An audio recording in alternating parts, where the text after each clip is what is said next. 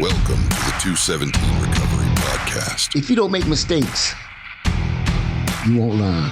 With your host, Cory Winfield. Like, oh my gosh, I'm going into a place and there are going to be people like talking to walls, and there was some of that.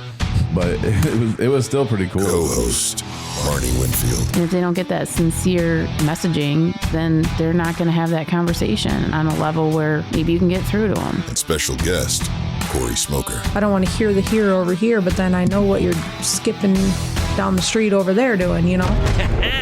Got your ass. It is the 4th of March, 2026. My name is Cory Winfield. Marnie's not here. But Cory Smoker is. Skipping in. What were you saying again? You're Skip skipping to the who to the skip to that out over here. I probably can't even ever say that again. Huh. So glad you got that recorded. That we're recording today.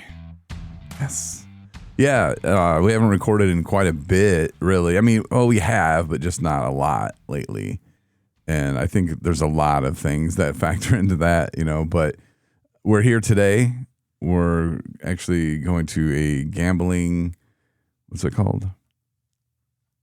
I'm not saying it because I can't say it either. I mean, my sister even made fun of me yesterday when I was talking with her. Symposium? I don't know. Something like that. And we're going to this thing. And I remember we went a few years ago, how shocked I was by how similar it was. You know, and I was uneducated at the time. And I think a lot of people are, you know, just about addiction in general, and how somebody who has a gambling addiction and somebody who has a substance use addiction, it's so similar because it's really not about what they're using to escape the trauma or the pain or whatever it is. And then I'm learning more about ADHD. I've been diagnosed with that. And then looking back at it, really looking back, and it's just like, holy cow. Like there was some of that in there. So again, it's not just he's just a guy who couldn't control himself, drink responsibly. No, I was drinking to shut my brain off. You know, I told people that many times, you know, it's like I wanted my brain to stop and just calm down. And then I would watch mindless entertainment like Dog the Bounty Hunter and stuff like that. And I would do that, but a part of it just to shut my brain off. But I thought it was just because I was on the radio and my brain was always moving, and because I was trying to entertain and think of the next thing to say to entertain people. But a lot of it was that too, you know, and alcohol is so dangerous, then it becomes physically addictive. And then when it changes your brain chemistry, and when I start thinking that alcohol is more important than food and shelter and water, which is it does, you know, meth, heroin, it all does the same thing, gambling, same thing. That's when it becomes very dangerous. And then alcohol, it is poison, you know, like I saw a clip somebody put on TikTok. It was pretty funny, but it was real. And he was talking about, I went to work every day pretending everything was fine. I was drinking this much. I showed up. I did this. I paid my bills. That shit was hard, you know? And he was like, hell yeah, it was. I mean, oh my God. And looking back at it, yeah, that shit was hard. I just remember sitting in my studio just not wanting to even crack the mic. I mean, just, and then to pull it off, you know, like, holy cow. But the thing is, you know what? We always pulled it off some way. Until we didn't, you know, until the end usually, but yeah. But it was like, even you went out all night and you wake up and you're still drunk, not hungover yet. And it's like, I don't want to go into work and you want to get sick, but we still drug our butts to get there, to get into work. But here's how powerful addiction is, though, Cory. If I would have missed that appointment, went home, took a nap, or just wouldn't have shown up, I would have died that night. That's what the doctor told me. He just was amazed that I was even still alive. And that almost happened, you know, like I almost died. And a lot of people do die. Yes, I hear about it often. People that I went to school with, you know, and I'm like, wait a minute, what? You know, and I'm like, well, yeah, because that was 10 years ago or whatever, you know, 2015, 11 years ago when I almost died. So like, yeah, it happens, and it doesn't have to, you know, but I think some people either are drinking responsibly, you know, they don't have trouble with the law. I'm using air quotes you can't see. I'm sorry. It's an audio podcast. But I was using them because I didn't associate with having a problem until I started getting the shakes. You know, then I'm like, oh, geez. And I'm like, what do I do now? And then I'm like, oh, well, just when I drink more, but I'll just cut back next weekend, or I'll just cut back. And then I was like, oh, well, the shakes, they happen at 5. And well, then the shakes start happening at 2 and at 1. And I was like, oh, geez. And then I started getting like dry heaves if I didn't have the alcohol. It was horrible. And I'm in the bathroom at the radio station puking. It was horrible. See, all my experience was different. I was the one that had problems with the law. But I didn't think I had a problem with alcohol. I just had a problem with getting caught. But then it was time, clarity came and more time. Every day that I showed up in sobriety, it became more clear to me all the problems that I did have. Yeah, the path that you were on. You were going to experience all the stuff that I'm about, you would have, trust me. Yeah. It just, and some of it I was already experiencing. I just didn't I think I didn't relate it to the alcohol part, right? Yeah. And of course, there was people around me that knew I had a problem with alcohol, and they were very aware of that, and they were pointing it out to me. But, I was like, I'm 26, big F you, I'll just go work over here or whatever. Because it was affecting every aspect of my life. But you liked it though, right? Like then, what? The feeling alcohol gave you, the escape that you... Oh, absolutely. Like it was just like, boom, yeah. And why would you have just one? I know. That's stupid. And I do remember always just going and stopping after work, or I'm just going to have the one. And next thing you know, it's 3 a.m. Or, waking up and saying, I'm not doing that again. And by the end of the work shift, I'm making a plan to meet someone at the bar. Yep. And it's funny how that dopamine will kick in, or your levels will just start jumping when you start thinking about it even. And yeah, it's crazy. The brain will do some crazy stuff. But yeah, I just hope that people talk about the trauma and the stuff that the person who's gambling is going through, and they're not bad people, and they do different things. And I think it was my doctor. I said, I was talking to somebody about it, and they kind of hinted as like somebody who gambles, it doesn't affect their health like somebody who drinks or uses drugs, which alcohol is a drug. And I was like, well, yeah, but they will do crazy things and they risk things. And sometimes these people, because addiction doesn't discriminate, sometimes these people actually have access to business credit cards of large amounts. And, they just figure, I'll just pay it later. And, it's just a little here and a little there. And maybe they get lucky and maybe it just saves them right at the end. And they've been doing it and they've been paying it off. Or, they're okay as long as they keep under 30 grand. No one says anything, or whatever it is. Well, next thing you know, it balloons and it becomes bigger. And, then they get caught. And that's when they go to prison. And then they don't want to go to prison. Well, they take their own life.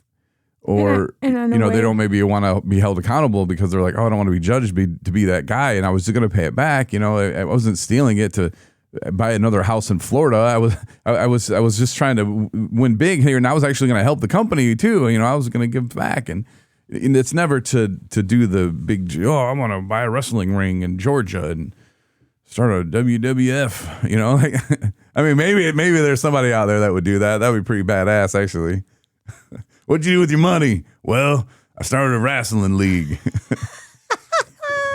We're not promoting gambling, though. I'm just saying, if you come across like something in your yard with your little metal detector and you just happen to be rich now because it was worth $1 million, I guess you'd probably need about 10. Start a wrestling league. Depends who you're getting. Oh, man. Got to be some of you little Hulkamanias out there still. Yeah. I do believe, though, gambling in a way does affect your health in some ways, like depression or anxiety. Yes, bring it back. Yeah, it does.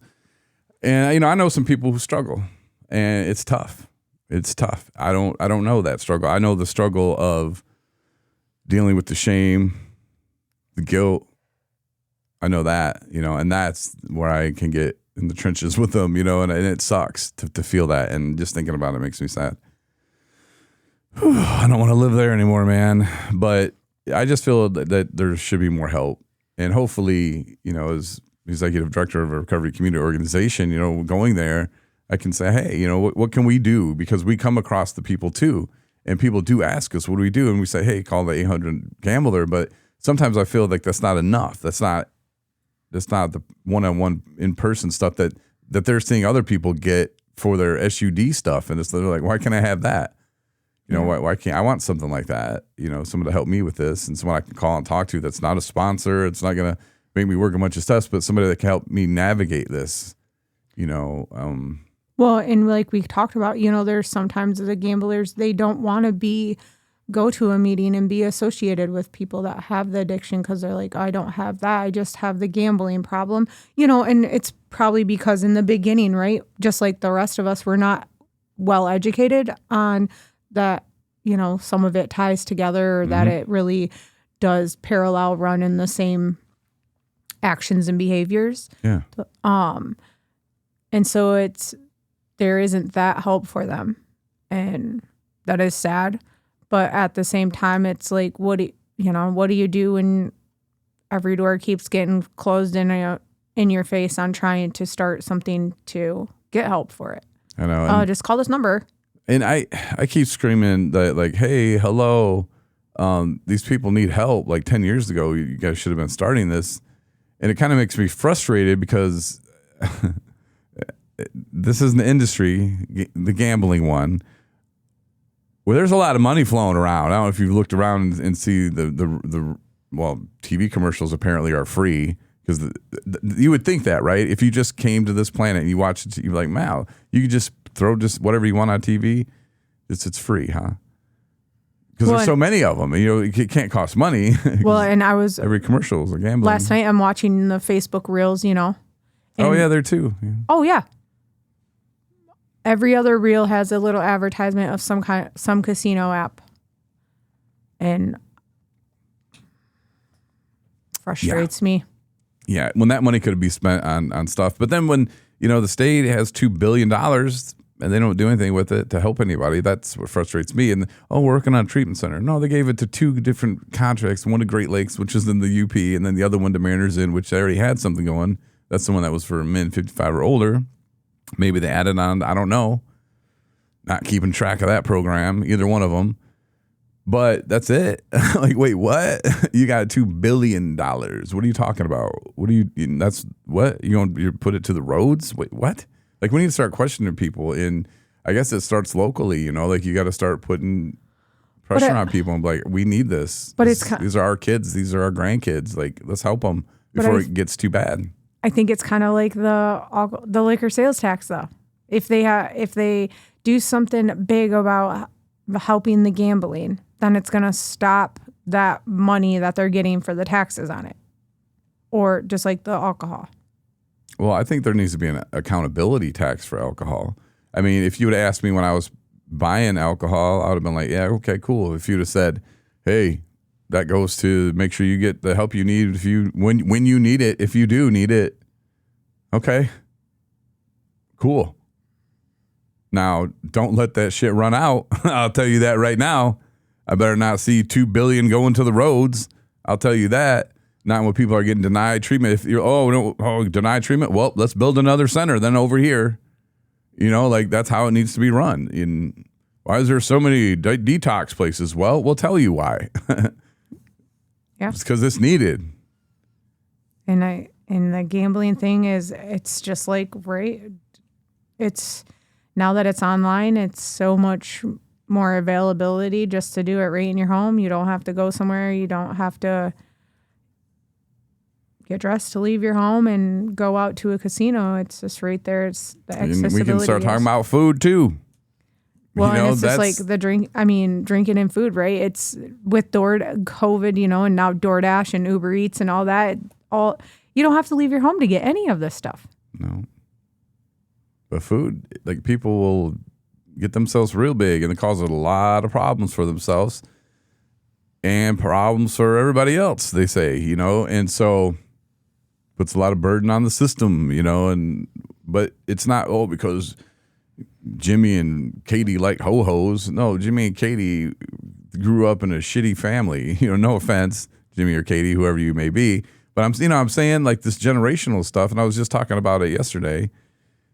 When's that stuff going to end? Because if you're the third generation of a family that's just not made it out of the mud, you're just going to keep being stuck in the mud, you know? So that's just like, when's it going to end? I was just talking about that. Yeah, that generational trauma. It's just like that's what they've learned and that's all they know. And until someone can deviate from that and step outside and start healing and learning to see it different, it's unfortunately it just keep getting passed down. Yeah, so it's a lot of mental health work that people have to do, and it's a lot of looking in the mirror sometimes too. It's not just, hey, take this. It's not a pill. We're not saying, hey, get your mental health checked out so you can go get on a pill. It's not that at all. It's a lot of processing. It's a lot of groups. It's a lot of therapy.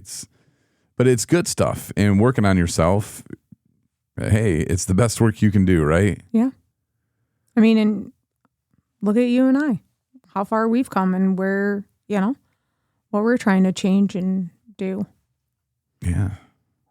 Yeah, some exciting, scary stuff coming, but hopefully, you know, good. Not scary in the bad way, but just as stepping outside of your comfort zone, I guess you could say. And not really a comfort zone, but just, yeah, I don't know. A lot of stuff going on. Sometimes it is comfort zone, though. Because sometimes I just want to stay right between where it's comfortable and I just know autopilot what I need to be doing. That's okay. And we just briefly talked about it with our friend Russ, who came by the studio. We were talking about how we made the Facebook Overheard in Facebook or Traverse City. What is it? Overheard in Traverse City? I think it's Overheard in Traverse City. Yeah, we made that because somebody dropped a coin somewhere. It was outside of Burlington, I think. All right, so let's give them a plug too. Yeah. Yeah, but it was pretty cool though. And then people were like, oh, and then somebody, I think it was Dan, put on there that somebody's missing that, you know, and nobody was like, yeah, that place sucks, which was cool. No, everybody was talking about the work that we do here and how much they love it here, or come by here. So I think that it's kind of cool to start kind of randomly put them in little places. And I jokingly said that. I'm like, oh yeah, we're gonna just start putting them around town. Never know. When you find this is your coin to keep. Be on the lookout. We're going to Novi, right? Yeah. Go find the coin. You'll win the shirt. Love it. But anyway, I just wanted to pop on and do a quick podcast for today. But yeah, thanks, Cory, for joining me. Absolutely. Thanks for listening to the 217 Recovery Podcast. Listen to over 900 episodes on the 217 Recovery app that's free in your app store or online at 217recovery.com.